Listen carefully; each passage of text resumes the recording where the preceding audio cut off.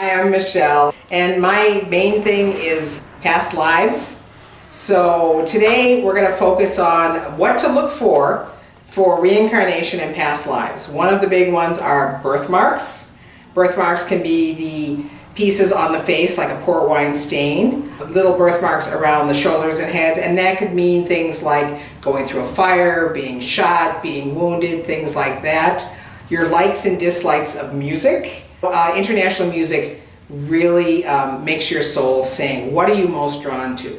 Certain types of fashion wear. Do you prefer more of the pirate style? Do you prefer more of ladies in waiting? Things like that. Food preferences is another one. You can have a family of people that come from a specific country, and you've got that one kid that'll only eat something from another country. He doesn't like the one specifically. People you are drawn to, or people you like or dislike. Some women have complained that, I married this guy, he's really great, but he treats me like a child. Well, if he was the parent in the past life and you were the child, then it does tend to bleed over. Fears and phobias. Some of those are enhanced by the present lifetime. Some of them come up for past lifetimes. So if you drown in a past lifetime, that fear of going in the water or anything will show up in this one. If you have a fear of cats, sometimes that can come from fear of something much bigger like a lion or a tiger that you were attacked from, or you remember certain animals during the times of plagues and things and you're associating that animal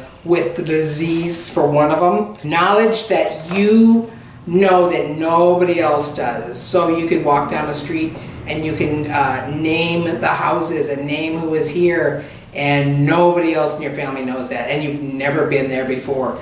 Languages, certain ones come easier to you than others. Birth defects.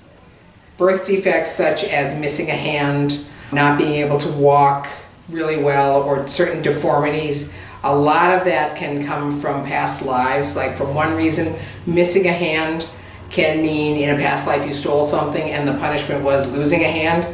In this lifetime, that shows up as part of that. That's part of the karmic balance for that. Animal recognition. Animals do reincarnate and they do recognize you. Speech patterns. Certain speech patterns, if you have a way of speaking in the high language, so you're very formal with your speech patterns, or you keep calling things Mr. Cow, use those kinds of things, that can be very much from the Victorian time period, or anything formal in that regards. Resonation with certain religions. It feels much better in one religion as opposed to another. You could be, like say, a Catholic and you're drawn to Buddhism.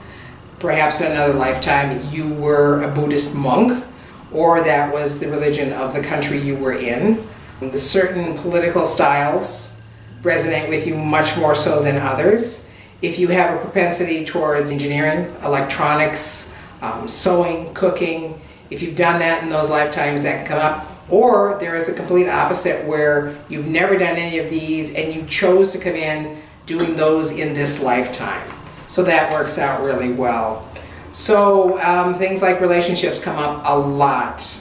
Money, certain financial things. If you are having problems getting money in this to lifetime, well, if in a past lifetime you were in a monastery or a convent and you've taken vows of poverty, a lot of times you've never let go of those vows, so it's really hard to attract that. If you have any questions, please contact us at Karmik Channels. Thank you.